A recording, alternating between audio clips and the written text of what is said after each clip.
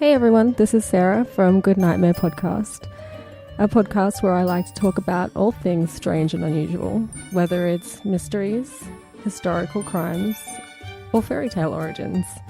I hope you'll come along for the ride and join me as we delve into some spooky tales. Happy listening.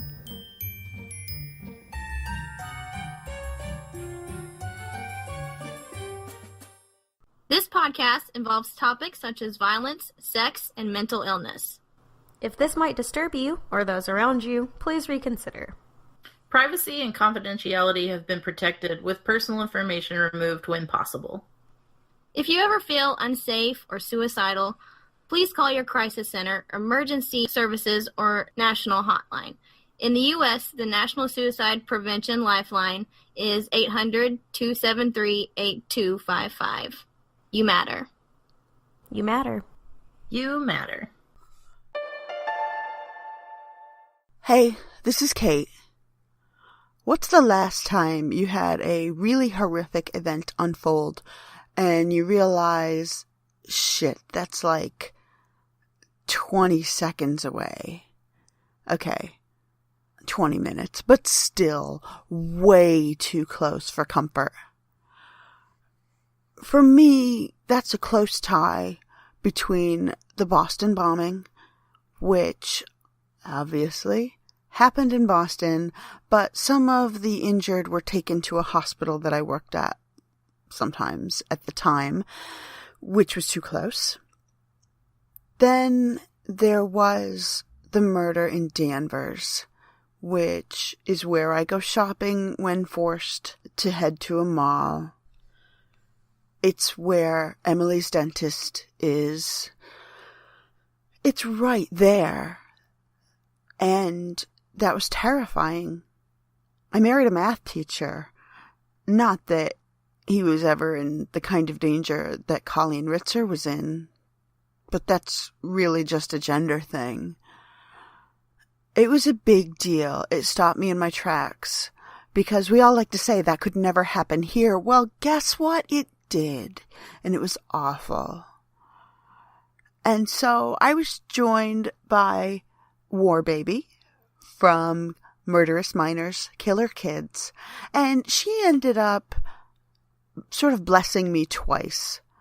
First, by chatting with me and making me sound a lot smarter than I really am, because she knows more about the case than I do, and in general, she's not just making stuff up as she goes.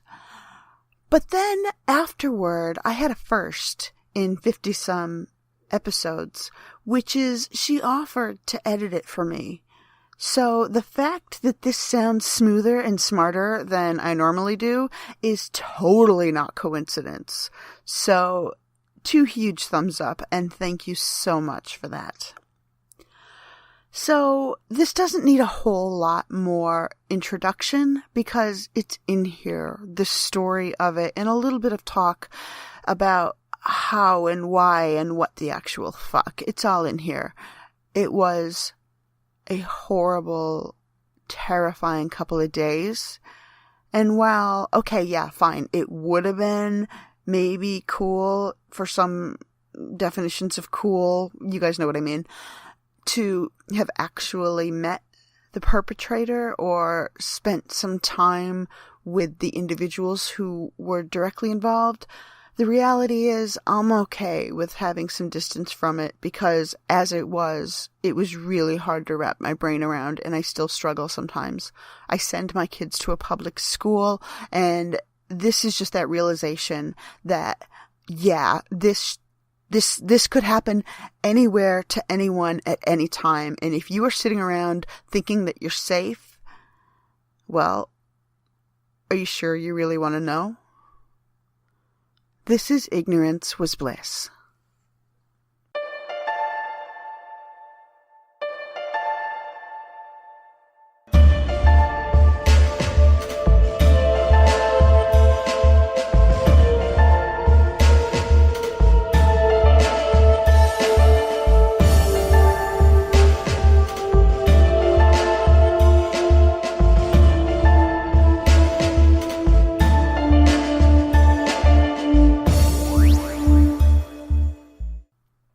guys, it's Warbaby from Murderous Minors Killer Kids podcast. And this is Kate with Ignorance Was Bliss. Today we're talking about the case of Philip Chism and the murder of Colleen Ritzer. This case seriously made it hard for me to sleep. At multiple times over the past 5 or 6 years since it happened, just thinking about it, it's seriously haunting. Literally, in many ways, yeah. I mean, we're almost up at 5-year anniversary, and we're very aware locally. After the witch trials, they were embarrassed over it. So they were Salem Village and we were Salem Town, but we're adjacent towns, and they were so embarrassed over the witch hysteria that they changed their name to Danvers. We here in Salem, we sit here and we're like, we have all of the tourists, we have all of the weird, we have all of the... Salem's just got a different vibe. It really does. We didn't do any of the stuff to deserve it, but we'll take it, you know? That's how close it was. I was actually working the day it happened in an emergency room when I was doing crisis work. And so we were very aware of it when it was going down. Especially because these towns are close together. And not only that, but neither one are very large on their own, right? No, Salem is 25,000 people. It's not huge. So it can feel like one big community. Absolutely. So the killer kid we're talking about, his crime took place back on October 22nd, 2013, when Philip Chism was actually 14 years old. He had been born in Clarksville, Tennessee, back in January 1999. His mother's Diana, his father's Stacy, and he has one sister. You know quite a bit about this timeline. I mean, it was a normal day at the high school, and his crime actually took place after school got out for the day, when he stayed over after school because his math teacher, who was 24-year-old Colleen Ritzer, she had asked him to stay after school so she could make sure he was going to be prepared for some exam that they were going to have. He was still a new kid at the school, and right. There was some concern that he just was not taking part in classes. His parents split up. He didn't cope well with that at all. And so he'd gotten very withdrawn and sort of very dark. I heard it described. And he had, I believe, seen his father just at Christmas of 2012. Okay. And then I don't think he'd seen him over the summer. Or maybe he had, but not as long as he wanted. I don't recall what the issue was, but he came back. He came to school very angry and was not engaging in his classes and was not, like, he would do well. He was having these random sort of meltdowns. Like, he was on the soccer team and would play well on the field, then would go to the changing room after and, like, you know, do the sort of very stereotypical punch a locker and swear kind of anger. Yeah, act out and things like that. And it was never in a way that really rose to any particular concerns by the coaches. But I know that there were some teachers that were contacting his mom. Like, the word on the street is that she wasn't as concerned as the teachers were. And all of this happens real fast. I mean, you know, having kids that, like, the first 6 weeks of school are kind of useless. When it comes to not so much the kids learning, but when it comes to, like, getting anything done with the teachers or the administration. Right, because everyone's just getting back into the groove. You know, by October 22nd of 2013, there was some awareness, like, that Philip's not doing okay. But at this point, nobody felt he was dangerous. Nobody thought that he was even unhinged in any way. They were just thinking his mood is dark. He's depressed or angry. Which there's quite an epidemic of amongst teenagers. Not really that surprising to think that about somebody and think they'll be able to snap out of it or something at some point. He ended up staying after class that day. There's all this tremendous security surveillance video that tracks him go all around the school as he prepares to commit his murder, commits the murder, and then tries to cover it up. He stays after school. You see video of his math teacher, Colleen Ritzer, going to the bathroom.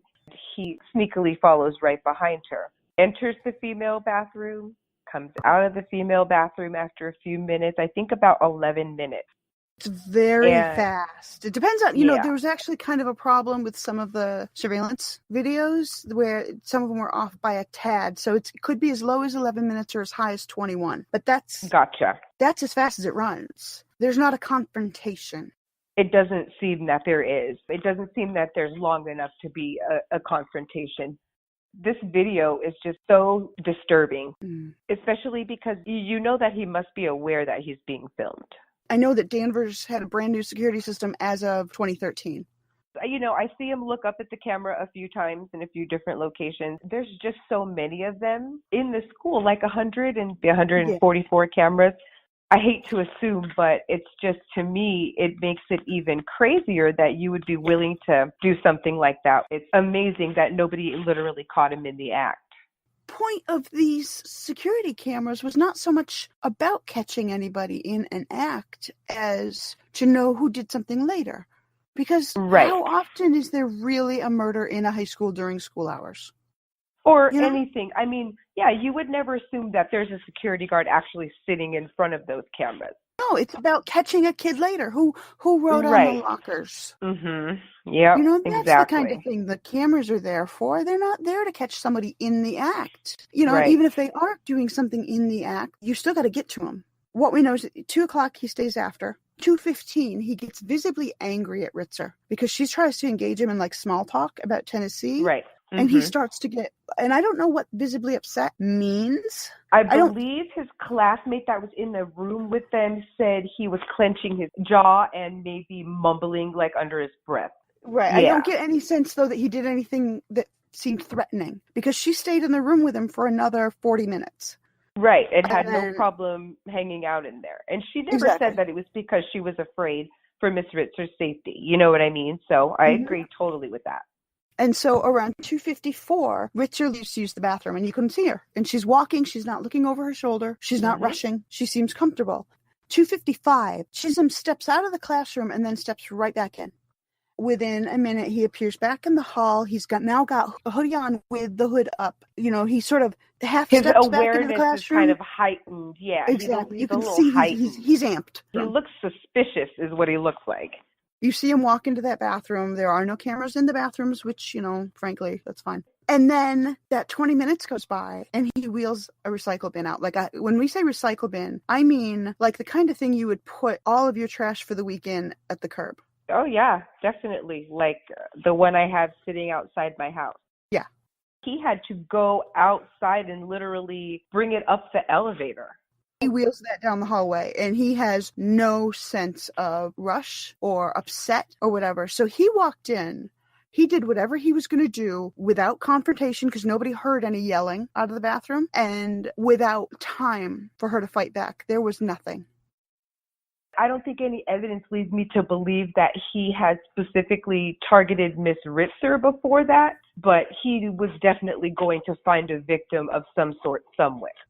That's why I don't buy anything about the whole trigger word scenario. I mean... Okay, and in my professional, careful, measured opinion, that is complete bullshit, the trigger word thing. Totally. That's not how PTSD works. He would more likely, I would think, have an explosive rage that he was triggered by the word and not go into a frantic planning mode about how he's going to get her back in 30 minutes. You know what I mean? So I don't buy anything about that at all. And it doesn't explain his kill kit. We can drop a whole big chunk of language out. Like there are words she didn't use when speaking with him. Just 100% didn't use. So... we're dealing with a small chunk of language here. Was she really the first person to have said the word or combination of words in just the right or wrong way to him? Nope. She was the first victim he could narrow down to getting by herself. Right. And he was right so hot on her heels that I'm sure as soon as he walked in the door, he was behind her. And it was stated that he dragged the box cutter across her neck 2 times, ultimately ending with her death. So it was pretty fast. My suspicion is that she may not have been dead when they left the high school all the way. Exactly. Just totally possible. Given the speed of how fast everything happened, and that, yes, there was blood left in the bathroom, but not a full humans. There was evidence that she had been sexually assaulted twice. Right. One time by a male who was ultimately matched to Chism. And then another time, and this is horrible, but he assaulted her with a stick that he found outside. After he puts her in the recycle bin, he then drags it all the way down 2 floors out the building into a wooded area located behind the school parking lot. Mm-hmm. He does spend another